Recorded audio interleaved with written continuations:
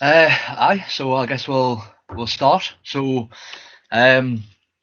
I don't know if this is classed as a podcast or if it's classed as a, a, a sit down and talk, but we'll see how it goes. I'd call it So a sit down and talk, like. a sit down and talk, aye. Yeah, I'd call it a sit down and talk. Sit down and talk, right? Um, so obviously, if you're watching this, if you've clicked on and you're listening, speaking with Nathan. So more than likely, if you have clicked on this, you know who I am. You'll know who Nathan is because we're in the same band together. How long have we been in bands together now? Oh, mate, like, I'm gonna say the best part of, like, 10 years, maybe, just less. Yeah, I think But it's been roughly 10 years since I met you. I I think. met you in, like, 2011, Yeah, that maybe? sounds about right. It might It's have been been a earlier. It might have been a bit earlier, actually. yeah. It's yeah. So I mean, obviously we met through a mutual friend, I think, and then obviously we started playing. I joined the band that you were You in didn't at the even time. play, like, guitar or bass properly. I was just like, yeah, this guy's got, like, a sick emo fringe, like, get him in the band. That's all you needed back then, man. You didn't need to know how to play your instrument. You still don't, to be honest. But uh, Speak for um, yourself, bro. I do. So obviously, the main reason we're doing this is because obviously the band itself, Dayshifter, we've released a new song called Holy Ghost. Came out a couple of days ago. How's the general reaction on that been for you? For me personally, like, it's mad to see how many views it's got already. I know obviously we released for Dreambound and they're like a melodic hardcore feature channel and they get quite a lot of views anyway because they've got quite a lot of subscribers. Mm-hmm. But for us personally, it's still like a massive thing. Like our last track we released was October 2018 maybe. Yeah, And like it got decent streams, but like even the views on that, like Holy Ghost has passed that within like a day. yeah. I mean, I checked before we started recording this, and we're on 10,800 views, and that's since 7 o'clock Thursday night. We're recording this on the Sunday after that, so Yeah, it's the wild. it's yeah, I absolutely think mental. I think as well it's not just the views. It's like if you look at any of other content and videos where don't get a lot of comments and like people like saying what they like, what they don't like. And this one's been like a lot of feedback on it. Hmm. Even if it's just people calling like saying that oh he sounds like Ollie Sykes or he looks like Ollie Sykes. Yeah, there's been quite a lot of feedback about that as well. But I mean, we'll talk a bit about Holy Ghost itself. So the actual track itself, what is essentially what's the message from the song? What message are we trying to deliver?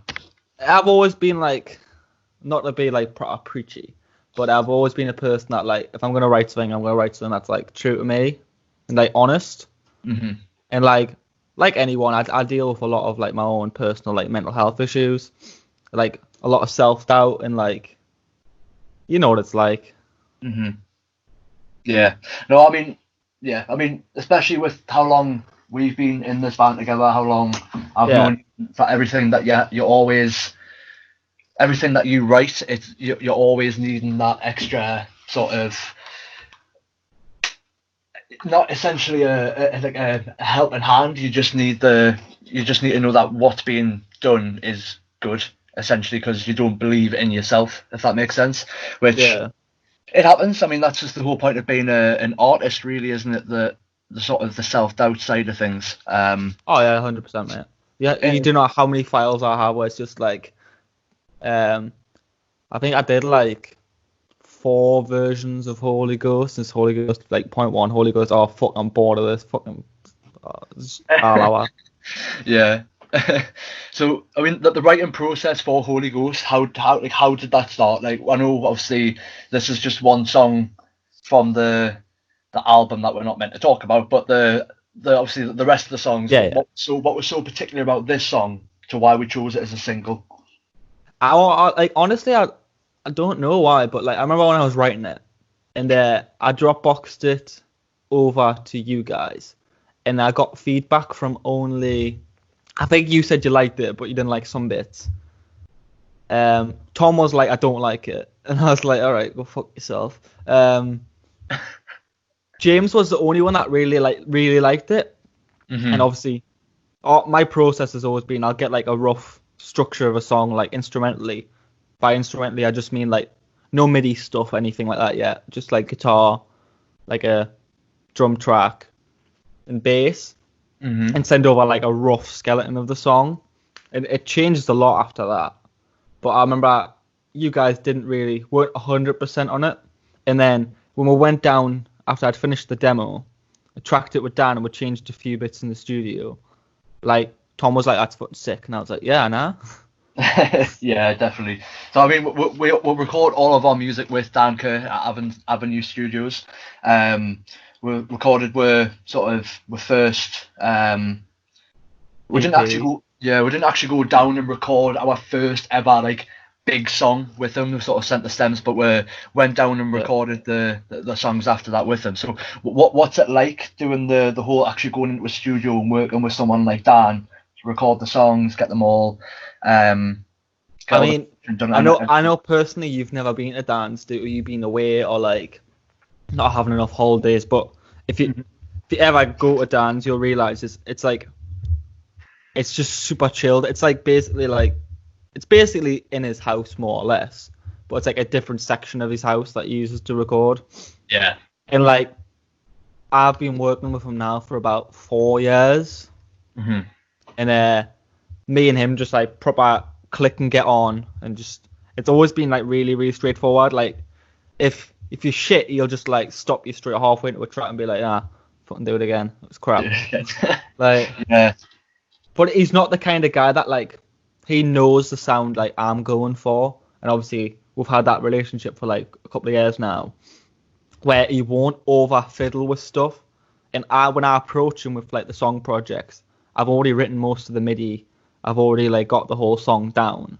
The main thing is when I'm tracking vocals, he'll sometimes suggest some things, like maybe put like a low there or a mid there, do like the tonal screaming that I do on this bit, try singing this bit.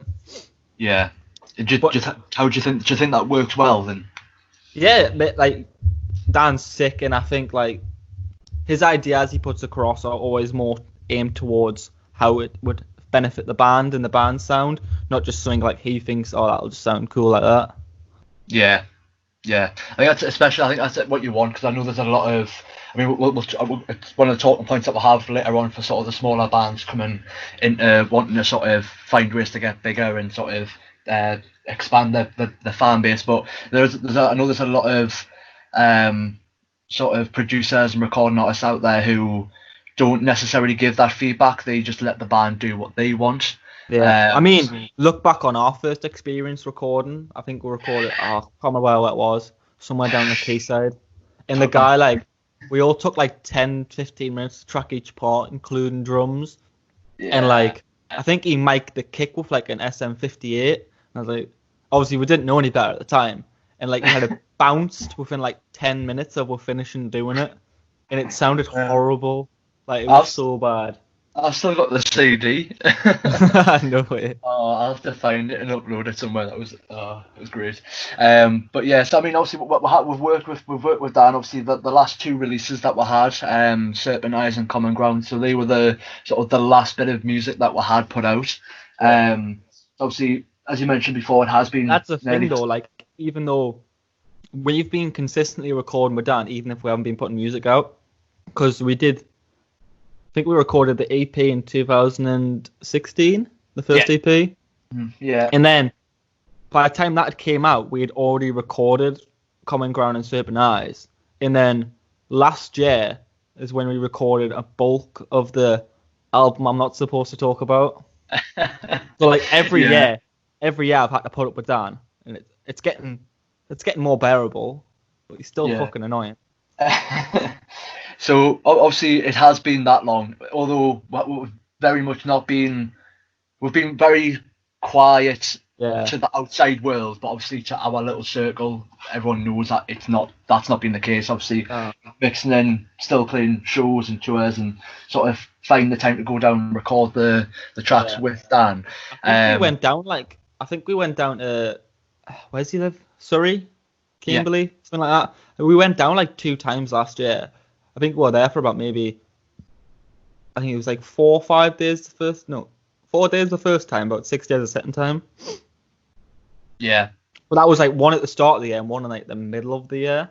So we were doing stuff. It's just a case of it wasn't put out, but that's due to certain circumstances. Yeah. So obviously I'd say a lot of the delay in getting new music out comes from sort of background things that we're not gonna talk too much into it because I don't think we can, and I don't want to stir that kettle of fish. But I think I think one of the main messages we'd like to sort of deliver to any of, I'd say probably not like small bands who are just starting out in their fucking garage or something, but bands that are like they're well known in their sort of local town. They're branching out into different areas of the Yeah, UK like scenes. They're starting first tier touring band. I'd stay aware just about that. Like Yeah. just kind of, we don't play a lot of hometown shows. We tour more than we play hometown shows, but we don't we're not touring relentlessly. I mean, obviously you can't because of fucking COVID-19, but Exactly. So the whole sort of, if there's any people who do listen to this little sit down talky thing that I'm doing with Nathan, and you are sort of starting to get that bit of traction, you're getting that bit of noise about yourselves, where you are now starting to get some interest from some sort of smaller or independent labels. I think this is where we sort of would like to get that message out to you. Right. Don't jump into it. Never, ever. If they can sell everything to you in the world and go, yes, this is amazing. We'll do this. We'll do that. We'll do that. But make sure you actually look at things properly and don't just jump into the first offer you get. Yeah, we did that.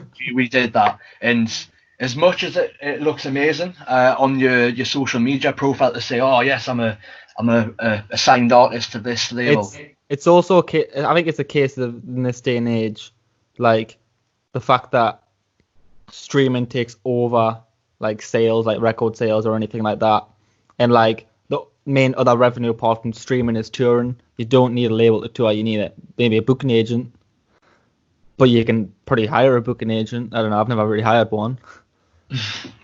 But it's a case of you got to question yourself. Do you need a label? Do you need someone else taking your potential revenue? Yeah, so that's sort of what moves on to the next question. So obviously we've been doing this for a while now, and I think we've got sort of enough experience about these bad situations, working with the wrong people. Oh mate, we've had too many bad situations. Yeah. What would be probably the best advice that you would give to someone like you 5 years ago? I mean, if I could, this is what always annoys me, because I sometimes think the music I'm putting out now, if I had to put that out 5 years ago, like I would have been ridiculous. Because like I wouldn't say it's took this long to make it. I don't know why. But I'd say it's a case of sitting down. It's not putting out everything you record just because you think it's cool. Like obviously we were very naive and we thought this is sick. We'll put anything out. Yeah. It's a case of like really sitting down and like redefining your writing abilities, yourself as a musician, every aspect of it. Like redefine it for as long as you can before you try to like put out something, and make sure when you put something out, it's as solid as it can be. Obviously, you put something out, no matter how good you think it is personally, it's never gonna please everyone. Yeah, definitely. I think that's the important part to remember and learn as you go along more in a band, is that not everyone's gonna like the stuff that you put out. Yeah, I mean, I don't regret all the stuff we obviously did when we were younger. Like me and Ant were in bands from, obviously, like we said earlier. I think I was like 13 or 12 in my first band, like really, really young. Like I barely even knew what a guitar was. Yeah. It's I mean, back in like Drop D days. It was Drop D we used to play in. It was Drop D days. We had some songs in standard as well. Standard, yeah. trying to play breakdowns and standards was fun. Back when you thought like gain made you sound like really good, just crank the gain up like fuck ton. Oh yeah, playing on your Line 6 Spider and that. Oh mate, I used to love my Line 6 Spider. I mean, I think, like I say, that's another thing to mention as well. See, everyone starts somewhere, and as much Yeah, as definitely. everything you might not have the top end gear, you might not have like the best sounding sort of music, but everyone starts somewhere, and I think it's important.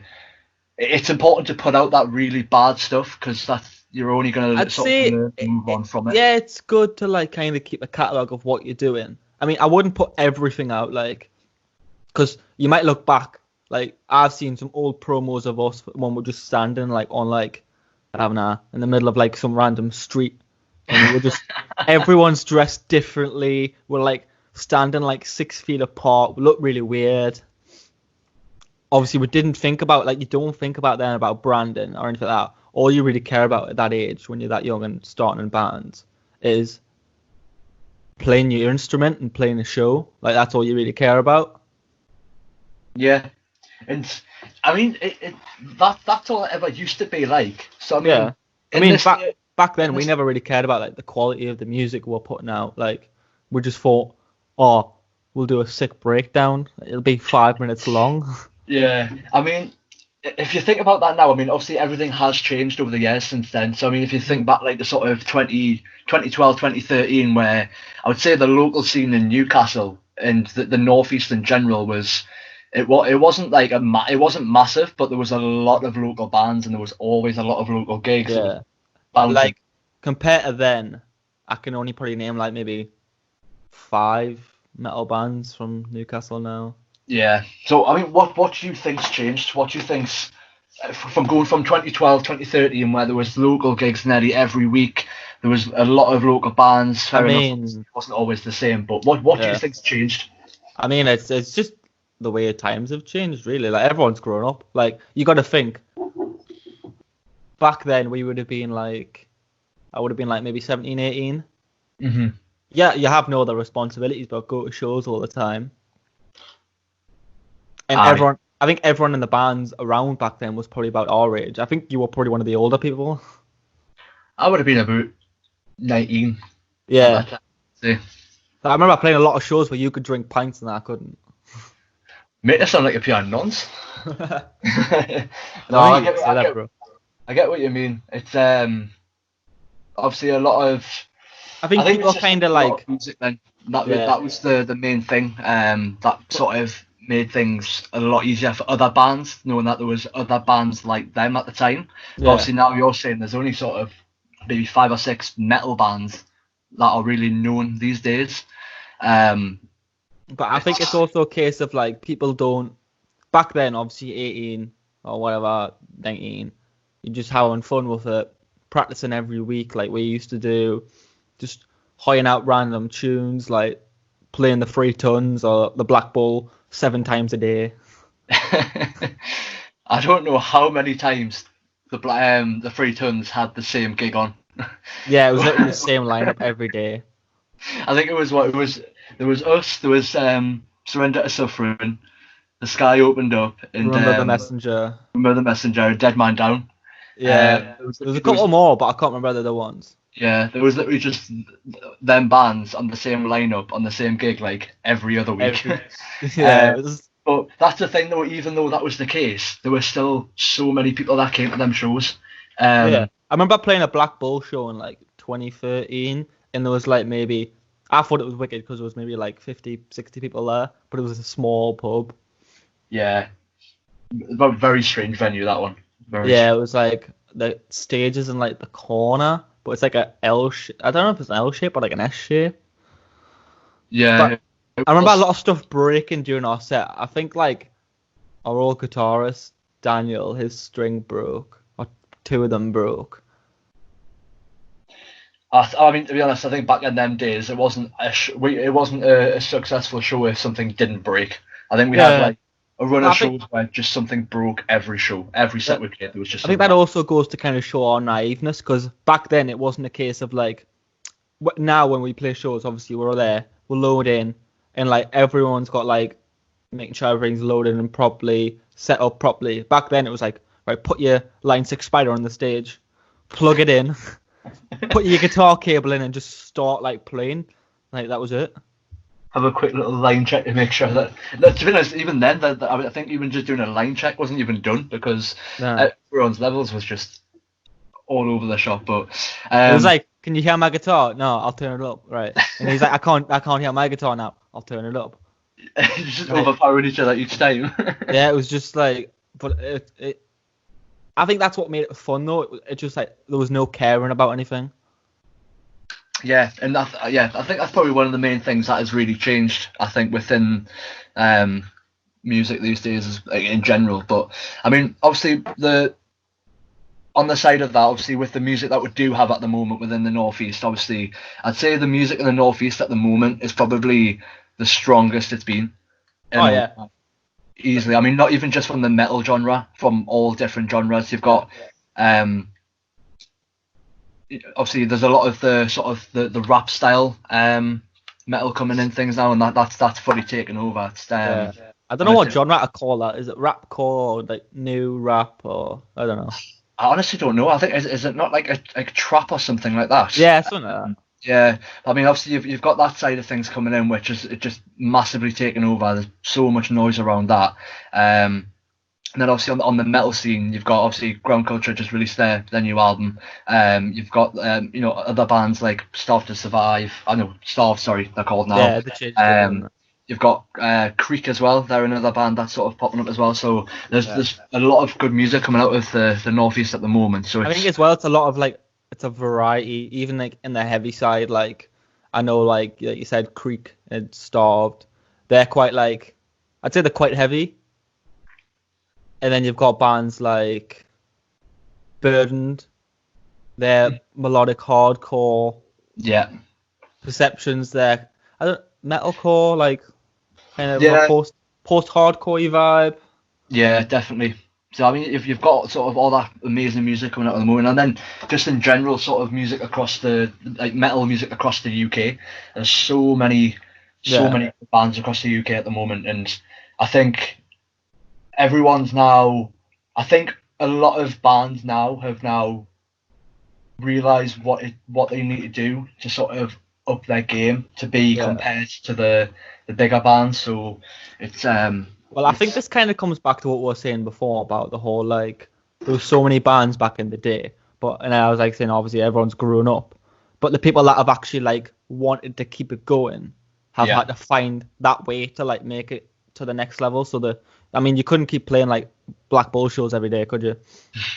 Never. You had to like redefine yourself, like redefine your music, redefine like your brand, and actually like try like take it a lot more serious. Yeah, no, definitely. And I think that's probably a good topic to move on to next, is the brand side of things. So I mean, to you, why do you think building your band as a brand and a business, why do you think that's important these days? I mean, I never really looked at it properly until like a couple of years ago. Like probably when we first started getting like paid fees, like show fees and stuff, and first started making any kind of revenue. And to me personally, it's kind of like you put a lot of effort into the band. It's like, I see it as like not a job, but like kind of like a weekend kind of second, like this is my little milkman kind of job. I'm going out and delivering paper round job. a little paper round, like it's still fun. I still say it is fun, but I'm more serious about like getting stuff done. Mm-hmm. And you can't build off something that's just a hobby. Like you've got to take it as a business. Yeah, I think as soon as it stops becoming, I think in the same breath, I think as soon as it stops becoming fun, and you don't really see it as a hobby anymore, that's where you sort of lose your love for it. But at the same time, you've got to still take it as serious as possible if you want to be taken serious. Is the way definitely. I would see it myself. But yeah, carry on what you were saying, sorry. It's like you said there. It's obviously taking it serious to a level, still having fun with it. Like I think most of the time when we have fun, and it's going to sound really like shit, is like when we're in the van stuck together for like our old van, R.I.P. band van. Oh. I miss that van so much.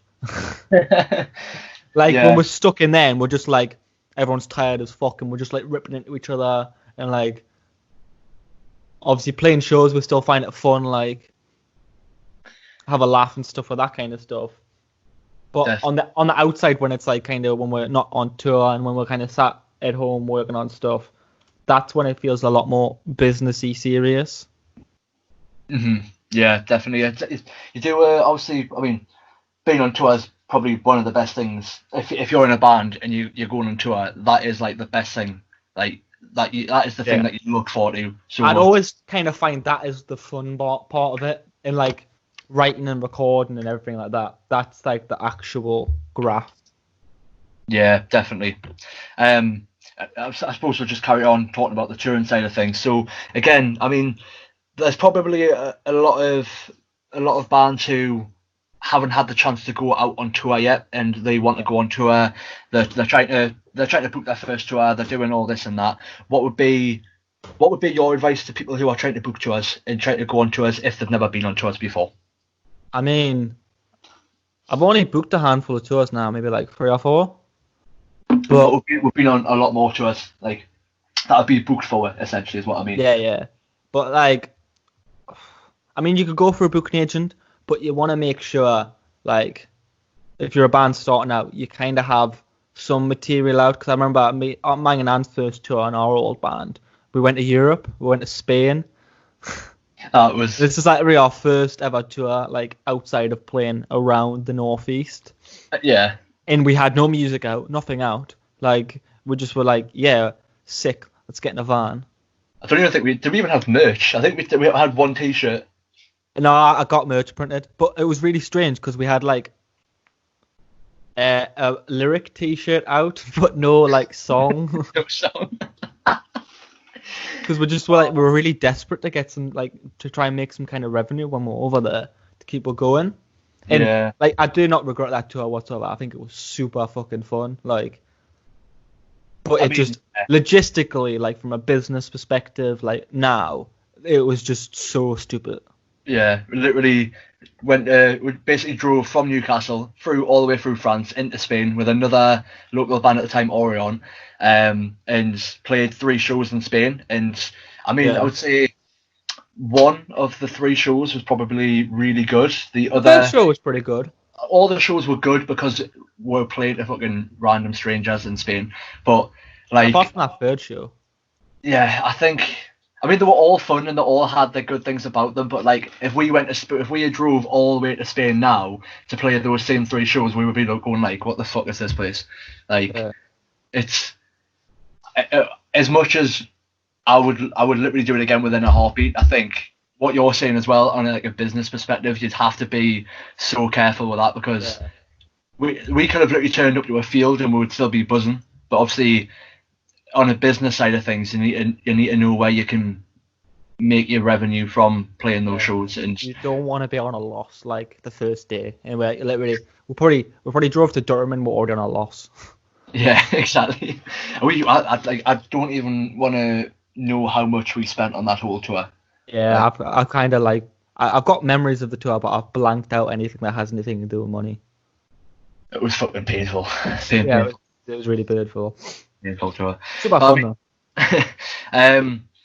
So obviously, with speaking about touring, obviously the whole thing that's going on at the moment with coronavirus, the pandemic, everything at the minute. Obviously, a lot of bands are in a sort of a lot of the more like sort of on tour bands, ones that generally that is their.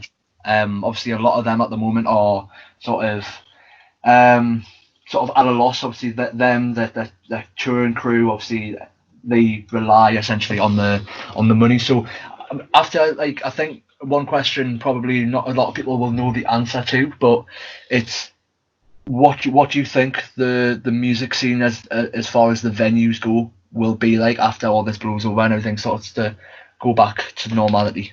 I mean, I'm very unsure about that, but I know there's a lot of like save the venues kind of acts going around like now. Yeah.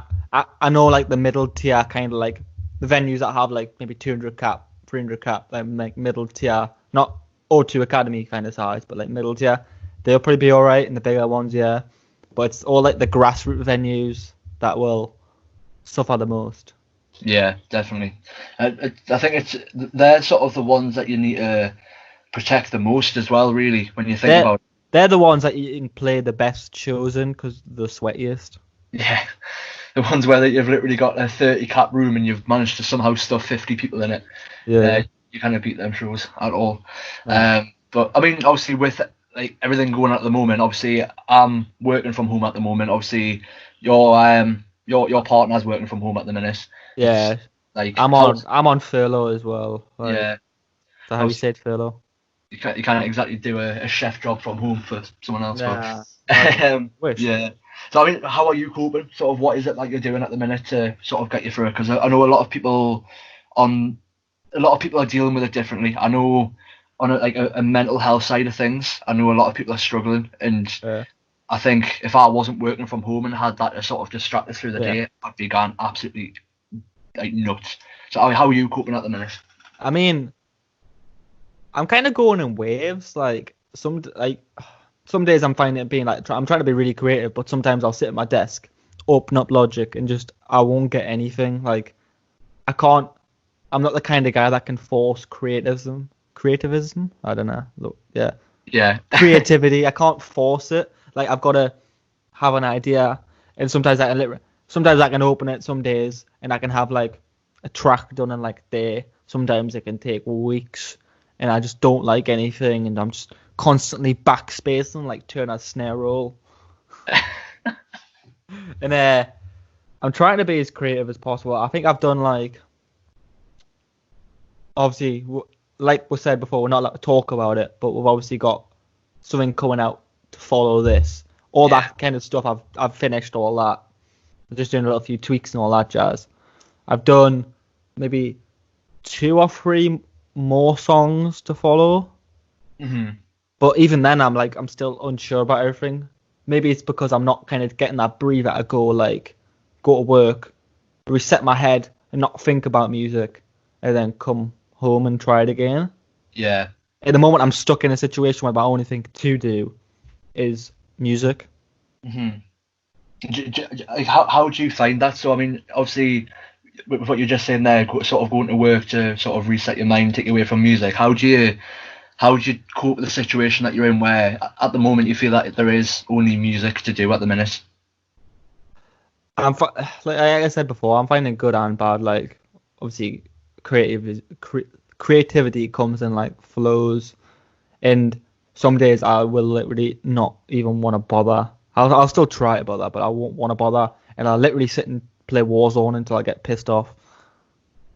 Yeah. I mean, I'll yeah, get like, yeah, I'll get in a 4-man squad and get fucked up in like the first 10 minutes, and I'll be like, fuck this. I'll try and play guitar again, and I'll just keep going back and forth. yeah. I mean, I think we should probably talk about Turner Snare Roll. Do you wanna explain the situation with that? 'Cause that's Yeah, just but like hilarious. obviously being in a band, you have a lot of group like jokes, and Turner, which is our drummer's nickname because he smokes Turner, which is a brand of like tobacco. For anyone that doesn't know what backy is, and it literally smells like cat piss, and like it's like the cheapest, nastiest backy ever, but it's like really really strong. And when we're recording with Dan for Holy Ghost, the soft bit of the bridge where there's nothing but me singing and the clean guitar. Originally, Turner had Turner had a snare roll there, and Yeah. he spent he did like 5 or 6 takes on it just to get the consistency right, because it was quite like it wasn't intricate, but it was just getting the accents right on it and getting like the feel and the roll right. And I could see him sweating when he come out. He was like, but he nailed it in the end. And I was sat down behind Dan. Turner stood there going, oh yeah, I fucking nailed it. And Dan like sits in his little chair, turns around to me. He's like, don't need it. Backspace and just deletes it. And like, I've literally, Turner's soul left his body at that point. He was just like, are you fucking kidding me? And like, obviously Dan has no facial expressions. Like, he's just like, nah, don't give a fuck. Oh, it's great. I think anyone who's like recorded music, and they've like obviously they've got someone like Dan there to help them with their music. I think anyone who's been in a situation like that could probably relate to that and find it a lot like probably as funny as we do. I think someone listening to this now on the outside be going, I don't get it. What's even funny about that? But I think it's just because obviously I think the best part was though, like he compared it to the snare roll in or that track Serpent Eyes. He's like, nah, you've already done it. Doesn't matter. we just copy and paste it, Darius. But like it like obviously we were laughing about it at the time, but listening back, I've got a demo where it does have a snare roll in. It didn't need it. I remember that, you know. I was trying to think like probably like a couple of weeks ago where we're sort of going through some of the demos and stuff, and I was listening to some back of the songs, and I was like, I'm sure like this song like Holy Ghost. I'm pretty sure like what you were saying before, there was like 4 different versions. I can't now remember what the other songs even sounded like because obviously we've had this for so long now, but the snare roll is one thing I do remember from that song. Yeah. He was pretty pissed Turner. He went for like 4 tabs afterwards. But we just found it funny, like and just moved on with it. Yeah. But F in the chat for Turner's snare roll. Rip. Aye, rip. He's he's probably obviously, I mean, if we're talking a bit about the band, we probably should mention obviously some honourable mentions for the band. So obviously anyone who's sort of known about the band probably known about us or the bands that we've been in for the last 9 years. Probably known as literally being with 30 band member changes. But I mean, we've come from different bands. This band, me and you, always. Like Dayshifter wasn't always the band, the ones like sort of previous before. We've always sort of been in them. Me and you have always been like tied together for bands. Yeah. I've never been in like several different local bands. I've just been like the same kind of band, but like a different. It's just then like a reskin of it. Yeah, exactly. This is like the polished version. This is like the gold plaque. Yeah. So I mean, we've probably worked with I would say close on like 20 other people in bands. But you've got like Tom, one of our guitarists, who was in what bands was he in? Like Northern something. I can't remember what his band was called. And then the Sky opened up. He was in that for a bit. And then I started hanging around with Tom like in 2014. I don't know. Yeah. I started hanging around with him, and we needed a guitarist at the time, and I was like, "Can you cover?" And then he just never left. He just never left. Like, I never asked him to join. He just never left. He came on because he came on the Spain tour, first tour. He came on, and he just didn't fuck off afterwards. I think he was like 18 at the time as well. He was. Like, he was like I was young. I think I was just about 20, 21. But Tom was like the Ben. He was literally a Ben, and I think like even now, like we still never asked him to actually join the band. He just won't fuck off. Nah, he's got a car though, so he kind of like is alright. Makes things a bit easier for him. He has nice gear as well, so I don't mind using that. And then Kyle as well. Kyle's in. What were you saying? I was about to move on to Kyle. He is the newest member of the band, isn't he? So nice. Mr. Big Boy Riffs. He's a big riff boy. Kyle's like a different breed of guitarist. I think it's refreshing to have a guitarist like him in the band, because he picked up everything so quickly with the songs. And for someone obviously I know he's been in other bands before. I forgot what band he was in. Black Velvet something. Yeah, but sort of this is like I would say it's probably his first sort of serious band, but for just picking everything up and just doing like he joined the band and we were like, oh, we need we're going to be recording this album that we're not going to be talking about, and we're going to be doing all these tours and these music videos and stuff, and he was like, I she has the money, and it's like he jumped in like last year. Yeah, and we did 2 or 3 tours with him last year, like, and he just like it literally was just like he just got on with it straight away. Yeah, and obviously he had his work van at the time, so he was just like, oh, we'll just use my van instead, and it's just like sick. Yeah. I mean that van, my god, tours are never going to be the same without that van now. Like, I literally miss the smell of like Monster and like musky boys. Literally the state and the smell of them vans. That tour was ridiculous. I feel sorry for Kyle having to go to work the next day in that van. Yeah, I would like had to bleach the whole van. Literally scrub it to the fucking bottom of the van. But What I like about having like so I mean, although, go ahead. what I like about having both Tom and Kyle. Kyle's like, for people that don't know, I write like primarily all the music and I write primarily all the guitar. And I kind of find myself an in-between player of them where like I think I'm a little bit more technical than Tom, Hmm. but I have a little bit more theory knowledge than Kyle because Kyle's not very theory based. Kyle is literally just a fucking shredder. Like he's This just is like the yeah. Whereas Tom's not much like a shredder technical like kind of player.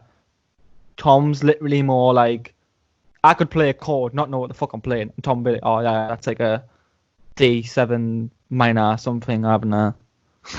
yeah. That's a Aye. D sus add 4 arpeggiated 4 times over, slap it in the third. Like Tom will know the chord off the top of his head. Like he's really good with that kind of shit. I find myself very much in the middle of them too, so it bridges well with like when I send stuff over to them. Yeah, definitely. I see, like, obviously, if you're writing or something and you need to know what a particular chord breakdown is, and I'll see you send it to Tom, and he'll just send it back in 30 seconds, and I'm like, I have no idea what you've just fucking said, but Yeah. like, I He's don't know been how good the a kid few does it, times, but like when we have been like writing. I've been writing and he's been like in the background just chilling, and I've been like playing like maybe like a melody over like a chord progression, like arpeggiate yeah, or something, and I'm trying to go to the next bit, and Tom will be like, "Oh, you need to go. If you go up and play this note, it'll work," and I'll be like, "Oh, sick!" Like I, just and I think obviously, I mean, I always get labelled band dad because I'm the only fucking one that is serious 100% of the time, always. I, But I'm I pretty think serious. we need to give an honourable mention to Big Boss Man as well. Yeah, Big Because he Boss is Man is he is the glue that keeps us together half the time. yeah. If you don't know who Big Boss Man is, Big Boss Man is the big boss of Blythe. Blythe is a place where you should not go. So Big Boss Man's also James Taylor. Some of you probably know who he is when I was on guitar in the band and he played bass. Um, Obviously due to sort of working circumstances and things like Yeah. that, he just didn't have the time for the band. But he's still very much a, a constant in the background. He sorts a lot of the Yeah. business stuff out for it He's now like as well. he's an active. Fucking, I choked on something there. He's an active member. He's just like you said, he's a background member, but he's never not going to be a part of the band. He's all yeah. He'll always be in the band. He'll always be involved with what we do in some way. Like we shot the music video for Holy Ghost in that church. He was there, obviously trying to get some content and stuff to put a video together. Yeah, And he he was was like obviously literally driving chauffeuring around. people around, like getting content. He went and got KFC for. He was just like sick. Yeah, he's I think he's one of those. I think he's one of those people who, if you don't have a kind of person like that in your band, it's just not fun. You always Nah. need someone. You always need a James Taylor in your band. Yeah. Always. I Um, think it's a case of as well, like even when he left the band, unfortunately, we always kind of knew we still wanted to like obviously be like we'd spent like the best part of like 2 years with him. yeah. It was Well, like yeah, I'd it was spent 3 years, probably wasn't it? longer, like probably 2-3 years with him, Yeah. and we always still wanted him to be a part of it, and like this was the best way for him to keep involved, and like still get to hang out with him, still get to talk with him, still like do stuff. I mean, we haven't toured yet with him again due to work, but we had planned a couple of tours this year, which obviously have been like postponed. That he was going to be out on helping with like merch, loadings, driving, all that kind of stuff. Yeah, definitely. Obviously, in the future, if you ever come to a show, if we're in sort of your city or your town or Uh, he's obviously if you see James, just call him Big Boss Man. yeah. Because that's the title that he thoroughly deserves to have. Don't be Um, cheeky to him as well, because he'll steal your Sky card. I was going to say you'll definitely twat your fucking Xbox from you, like. Yeah. But I mean, we're literally about to hit 45 minutes, so I think we've probably rambled on enough. But I think, well, I'll end on this one question. for those sort of who are listening, who are in that sort of smaller band, things like that, what would be the best life/band/general advice you would give them? I'll probably just hit on what I said earlier, like redefine your craft. Like, don't just settle for like the first riff you write when you're writing a song, or like the first vocal line. Don't just do something for the sake of doing it. Really be passionate about it.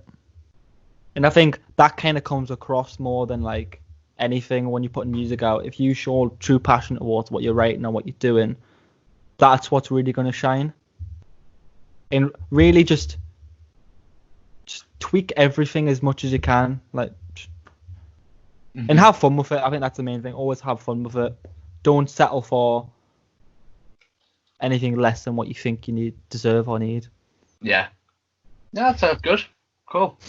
Well, thanks for taking the time out on a Sunday afternoon to talk shit with us, mate. It's always been a pleasure. Yeah. And we'll leave it there. Thank you. Someone.